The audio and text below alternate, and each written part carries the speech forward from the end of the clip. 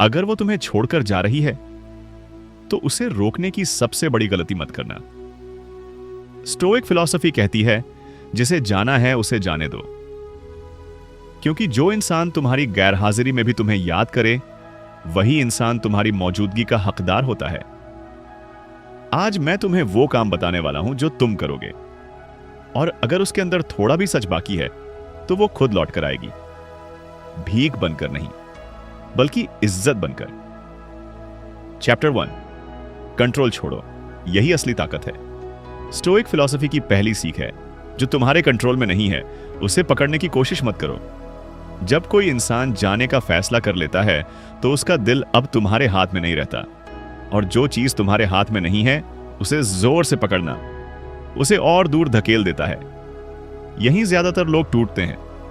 वो कॉल करते हैं, वो मैसेज करते हैं, वो समझाने लगते हैं, वो खुद को छोटा करने लगते हैं, लेकिन स्टोइक आदमी वहां रुक जाता है, क्योंकि उसे पता है मैं किसी के मन को कंट्रोल नहीं कर सकता, लेकिन अपने रिएक्शन को जरूर कंट्रोल कर सकता हूं। जब तुम किसी को रोकने की कोशिश करते हो तुम उसे यह मैसेज देते हो कि तुम मेरे बिना अधूरा हूं, और दुनिया में सबसे कम आकर्षक चीज है बेबस जरूरत।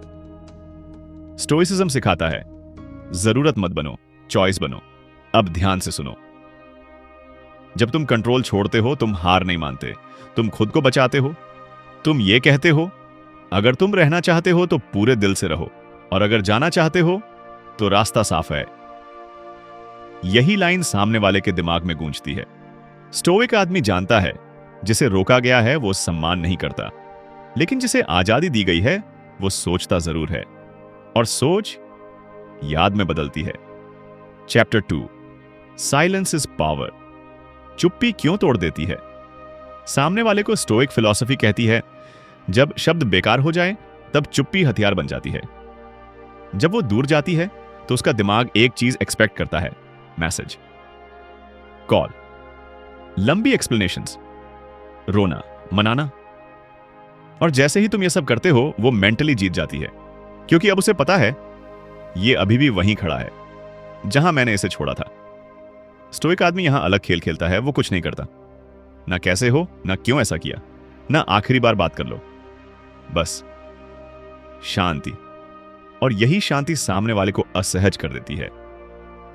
ध्यान से समझो भाई, जब तुम चुप हो जाते हो तो सामने वाले के दिमाग में सवाल पैदा होते हैं। ये इतना शांत क्यों है? ये मुझे मिस क्यों नहीं कर रहा? क्या इसे सच में फर्क नहीं पड़ता, या कोई और आ गया है? और सवाल इंसान को अंदर से खा जाते हैं। सबसे बड़ी गलती जो लोग करते हैं, लोग सोचते हैं अगर मैं चुप रहा तो वो भूल जाएगी।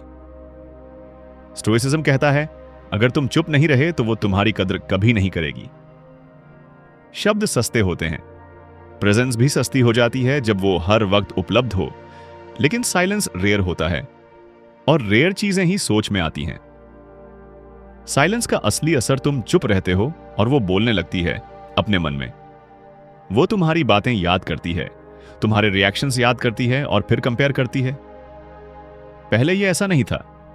यहीं से अट्रैक्शन वापस जन्म लेता है। स्टोइक आदमी जानता है जो इंसान तुम्हारी चुप्पी में तुम्हें ढूंढने लगे वही इंसान तुम्हारी आवाज का हकदार होता है।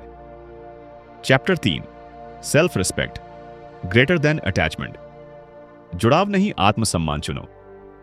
स्टोइक फिलॉसफी साफ कहती है जिस रिश्ते में तुम्हारा आत्मसम्मान मर जाए वो रिश्ता प्यार नहीं, आदत होता है। जब कोई तुम्हें छोड़ता है तो दर्द इसलिए नहीं होता कि वो चला गया, दर्द इसलिए होता है क्योंकि तुमने उसे खुद से ऊपर रख दिया था। यही गलती होती है। अटैचमेंट कैसे कमजोर बनाता है? अटैचमेंट कहता है इसके बिना मैं अधूरा हूं, और जैसे ही तुम ये मान लेते हो तुम्हारी वैल्यू गिरने लगती है। तुम एडजस्ट करने लगते हो, तुम इग्नोर सहने लगते हो, तुम डिसरिस्पेक्ट को भी समय खराब है कहकर सह लेते हो। लेकिन स्टोइक आदमी यहां रुक जाता है। स्टोइक आदमी का नियम, स्टोइक आदमी जानता है मैं किसी से जुड़ा हो सकता हूं लेकिन खुद को खोकर नहीं। वो रिश्ते को अपनी पहचान नहीं बनाता, वो प्यार करता है लेकिन खुद को गिरवी नहीं रखता। सेल्फ रिस्पेक्ट क्या बदल देती है जिस दिन तुमने अपने लिए एक बाउंड्री खींच दी। बिना इज्जत बात नहीं, आधा प्यार मंजूर नहीं, कंफ्यूज्ड। इंसान के लिए जगह नहीं, उसी दिन से खेल पलटने लगता है, क्योंकि दुनिया उन लोगों को हल्के में लेती है जो खुद को हल्के में लेते हैं। ध्यान से सुनो भाई, जब तुम अटैचमेंट छोड़ते हो तो सामने वाले को दो चीज दिखती हैं। तुम्हारे बिना भी तुम मजबूत हो और तुम्हारे साथ रहने के लिए उसे बेटर बनना पड़ेगा। यहीं से रिस्पेक्ट वापस आती है, और रिस्पेक्ट के बिना प्यार कभी नहीं टिकता। सबसे कड़वा सच, अगर वो सिर्फ इसलिए लौटे क्योंकि तुम गिर गए थे तो वो कभी तुम्हारा नहीं था। लेकिन अगर वो तुम्हारे खुद को संभालने के बाद लौटे तो वो तुम्हारी वैल्यू समझ चुका है। Chapter 4, disappear to reappear. गायब हो जाओ ताकि याद आ सको। स्टोइक फिलॉसफी कहती है, जो हर समय उपलब्ध रहता है उसकी कीमत धीरे धीरे शून्य हो जाती है। जब तुम हमेशा सामने होते हो, मैसेज में, कॉल में, सोशल मीडिया में, तो तुम्हारी मौजूदगी बैकग्राउंड नॉइज बन जाती है। लोग तुम्हें महसूस नहीं करते, बस इस्तेमाल करने लगते हैं। स्टोइक आदमी यहां क्या करता है? वो ड्रामा नहीं करता, वो अनाउंसमेंट नहीं करता, वो मैं जा रहा हूं भी नहीं कहता। वो बस गायब हो जाता है। सोशल मीडिया पर कम जरूरत से ज्यादा एक्टिव नहीं, बिना वजह एक्सप्लेन नहीं, बिना बुलाए मौजूद नहीं। और यही एब्सेंस दिमाग में जगह बनाती है। डिसअपीयर होने का असली असर, जब तुम गायब होते हो तो सामने वाले को पहली बार खालीपन महसूस होता है। वो सोचता है, पहले ये यहां होता था, पहले ये सुनता था, पहले ये समझता था, और अब कुछ नहीं। यहीं से कंपैरिजन शुरू होता है, और कंपैरिजन हमेशा यादों को जन्म देता है। एक कड़वी सच्चाई, अगर तुम्हारी गैरहाजिरी से किसी को फर्क नहीं पड़ा तो तुम्हारी मौजूदगी भी सिर्फ सुविधा थी। और स्टोइक आदमी किसी की सुविधा नहीं बनता। डिसअपीयर बराबर नहीं भागना, ध्यान रखना भाई। गायब होना मतलब डर कर भागना नहीं। गायब होना मतलब मैं खुद पर काम कर रहा हूं, और जब तक मेरी वैल्यू क्लियर नहीं होगी मैं किसी के सामने चीप नहीं दिखूंगा। यही माइंडसेट तुम्हें अलग बना देता है। रीअपीयर कब करना है? जब तुम इमोशनली स्टेबल हो, जब तुम्हें जवाब देने की जल्दी ना हो, जब तुम